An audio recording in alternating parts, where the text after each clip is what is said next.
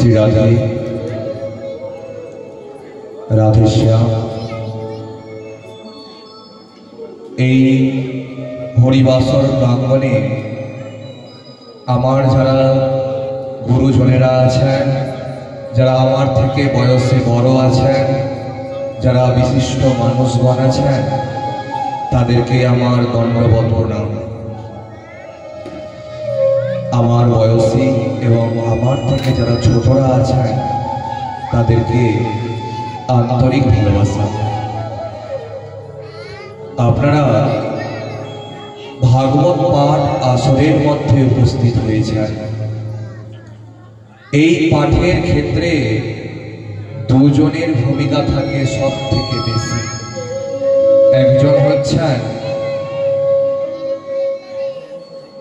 একজন হচ্ছেন যিনি পাঠক, যিনি পাঠ করেন। আরেকজন হচ্ছেন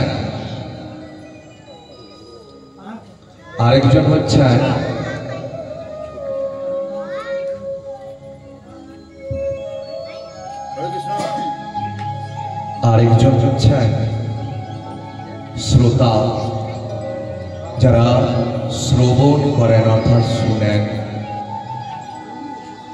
দেখবেন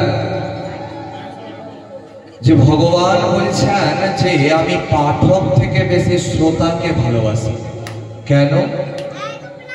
যে আসরের মধ্যেই পাঠক মশাই আসেন তিনি কিন্তু যৎকিঞ্চিত দক্ষিণা নেন, কিন্তু যারা শ্রোতা হিসাবে হরিবাসর প্রাঙ্গণে এসে উপস্থিত হন তাদের কিন্তু কোনো দক্ষিণার ব্যবস্থা থাকে না। ওই জন্য ভগবান বলছেন আমি যেখানেই হরির নাম হয় সেখানে শ্রোতা হয়ে বিরাজ থাকি। আর এই শ্রোতা তিন প্রকারের হয়ে থাকে। এক নম্বর হচ্ছে একজন হচ্ছে শ্রোতা, যে নিজেও শুনবে না আর অন্য কাউকে শ্রবণ করতে দিবে না। কি করবে? গল্প করবে। দেখবেন হরিবাসর প্রাঙ্গণে সব থেকে বেশি এই শ্রোতাই থাকে, যে নিজেও শুনবে না আর অপর কাউকে শুনতে দিবে না, গল্প করবে। ভগবান বলছেন যে হরিবাসর প্রাঙ্গণে এসে কথা বলে নিজে এবং অন্য কাউকে শ্রবণ করতে দেয় না, ভগবান কিন্তু পরের জন্মে তার কিন্তু মুখের মধ্যে কথা প্রদান করে না। ওই জন্য সাবধান। এখানে নয়, যে কোনো হরিবাসর প্রাঙ্গণে কোনো দিনই কিন্তু কোনো মাতাজি বা কোনো মেয়ে আসুন সবার কপালে চন্দন দেওয়ার জন্য, কোনো মেয়ে মানুষ আসুন সবার কপালে চন্দন দেওয়ার জন্য, মেয়ে মানুষকে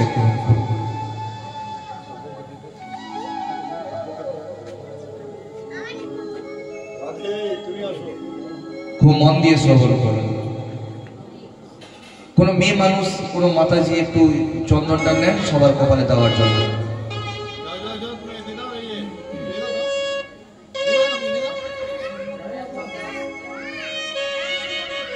খুব মন দিয়ে শ্রবণ করুন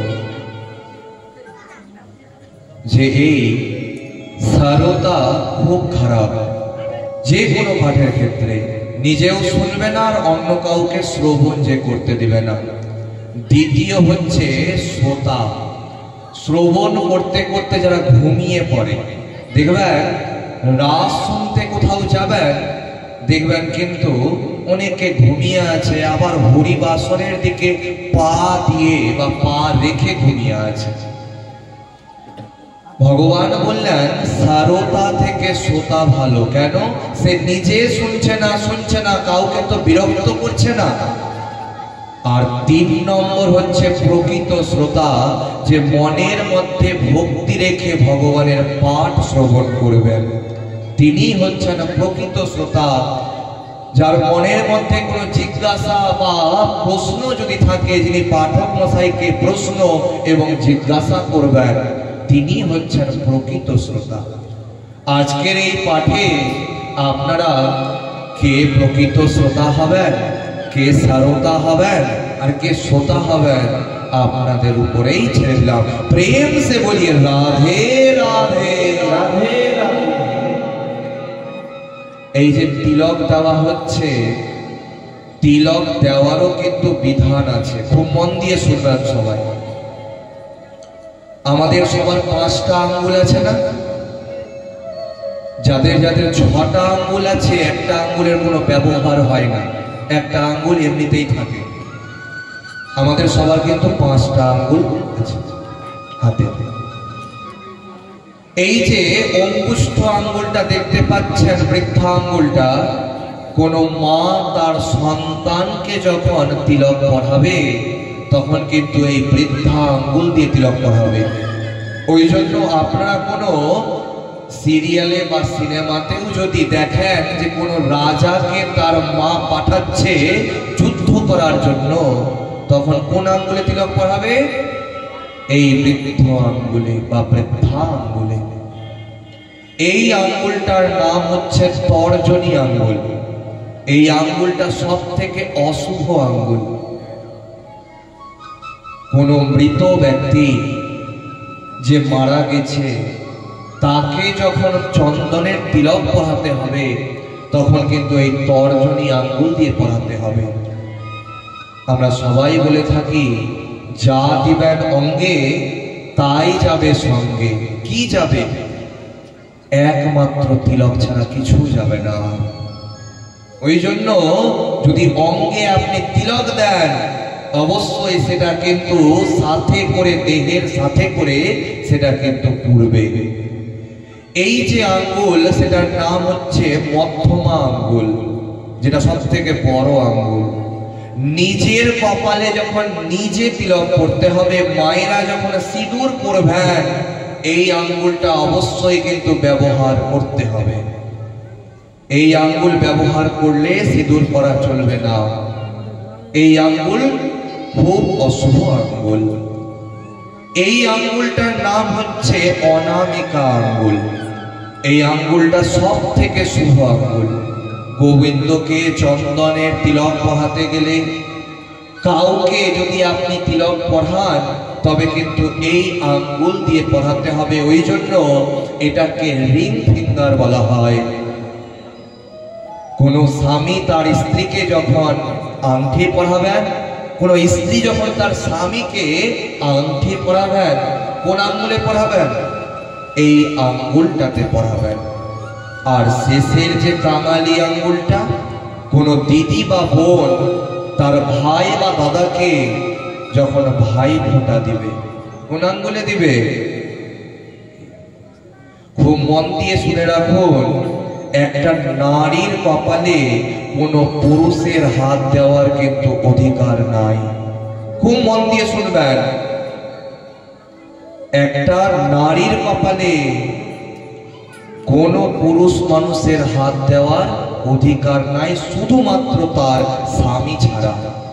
ওই জন্য সিঁদুর দানের আগে চন্দন দান হয়ে থাকে। কিন্তু লক্ষ্য করবেন, বিভিন্ন মেলাতে এখন অনেক সাধু বাবা বেশে চন্দনের তিলক এবং হাতের মধ্যে সুতা পরানোর অনেকে কিন্তু থাকে মেলাতে মেলাতে। আপনি হেঁটে আসছেন, আপনি জানেন না আপনার কপালে এসে তিলক পরিয়ে দিল। মেয়েদের বাম হাতের এই শিরার মধ্যে কিন্তু তিলক পরাবে পুরোহিত মশাই বা বৈষ্ণব মশাই। কোথায়? বাম হাতের এই শিরার মধ্যে। আর সেখান থেকে মেয়ে মানুষগণ সেই তিলকটাকে নিয়ে নিজে ধারণ করতে পারবেন। কোন পুরুষ মানুষের কাছ থেকে কিন্তু তিলক, কোন নারী, সে কুমারী হোক, সধবা হোক বা বিধবা হোক, কোনোদিনই কিন্তু তিলক ধারণ করতে পারবেন না। আপনি কোথাও গেলেন, কোনো তারাপীঠ বা কোথাও গেলেন, সেখানে মায়ের কপাল থেকে তিলক নিয়ে বা মায়ের চরণ থেকে তিলক নিয়ে আপনার কপালের মধ্যে পরিয়ে দিল। সাথে সাথে বলবেন যে আমাকে এই ফুলটার মধ্যে বা কোনো বেল পাতার মধ্যে একটু তিলকটা, সেই সিঁদুরের তিলকটা দিয়ে দেন, আমি সেটা নিজেই ধারণ করে নিব। কপালের মধ্যে তিলক সব সময় ভিজা তিলক করতে হয়, যেটা জল দেওয়া থাকবে। আর স্মৃতির সিঁদুরের সব সময় গুঁড়া সিঁদুর পড়তে হয়। কিন্তু এখনকার দিনে অনেক মায়েরা নতুন নতুন সিঁদুর উঠেছে, এরকম কৌটা পাওয়া যায়, সেখান থেকে নিয়ে সিঁদুর পরে নিচ্ছেন। ওটা কিন্তু পরা যাবে না। কপালের মধ্যে ভেজা তিলক আর স্মৃতিতে গুঁড়া সিঁদুর কিন্তু পড়তে হবে। কিন্তু একটা মেয়ে মানুষ সবার কপালের মধ্যে কিন্তু হাত দিতে পারবে। ওই জন্য কীর্তনের আসরের মধ্যে দেখবেন কোনো না কোনো মেয়ে মানুষ থাকে সবাইকে তিলক পরানোর জন্য। কোনো পুরুষ মানুষকে কিন্তু দেখতে পাবেন না। প্রেম সে বলিয়ে শ্রীকৃষ্ণ ভগবান কি জয়, প্রেম সে বলিয়ে বাঁকে বিহারি লাল কি জয়, प्रेम से बोली राधे राधे राधे राधे। আমরা তিলক পড়ার সম্পর্কে জানলাম। এবার আমরা জানব আমরা কি পাঠ শ্রবণ করছি। আমরা পাঠ শ্রবণ করছি শ্রীমদ্ ভাগবত মহাপুরাণ পাঠ।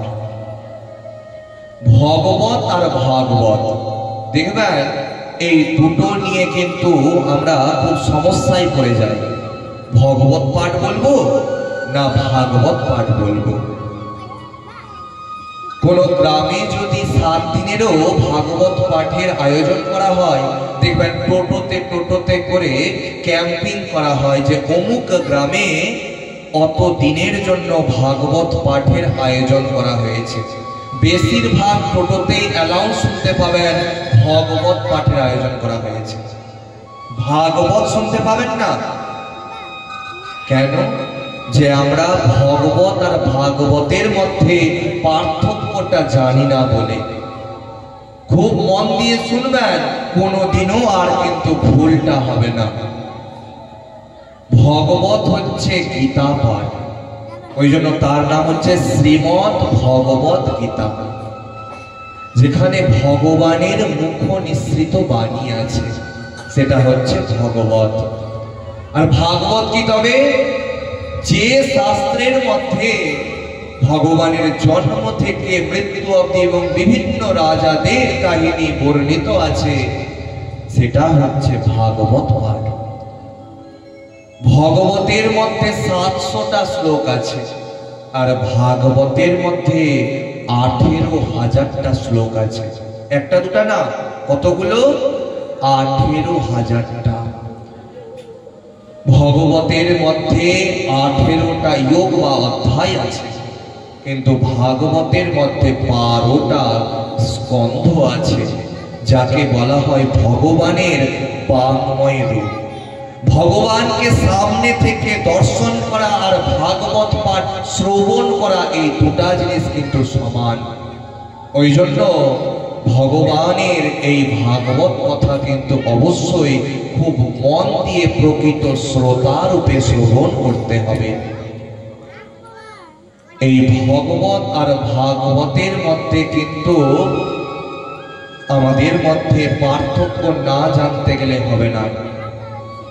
ভগবতের মধ্যে শ্রীকৃষ্ণ ভগবান অর্জুনকে জ্ঞান উপদেশ দিয়েছেন, আর ভাগবতের মধ্যে সুখদেব গোস্বামী পাদ পরীক্ষিত রাজাকে এই ভাগবতের জ্ঞান দিয়েছেন। प्रेम से बोलिए भक्तवत्सल भगवान की जय। प्रेम से बोलिए बांके बिहारी लाल की जय। प्रेम से बोलिए राधे राधे राधे राधे। ধ্বনি পায়রা এবার একটা আপনারা ভজন শ্রবণ করবেন, তারপরে আমরা কথা সামনে পৌঁছাবো।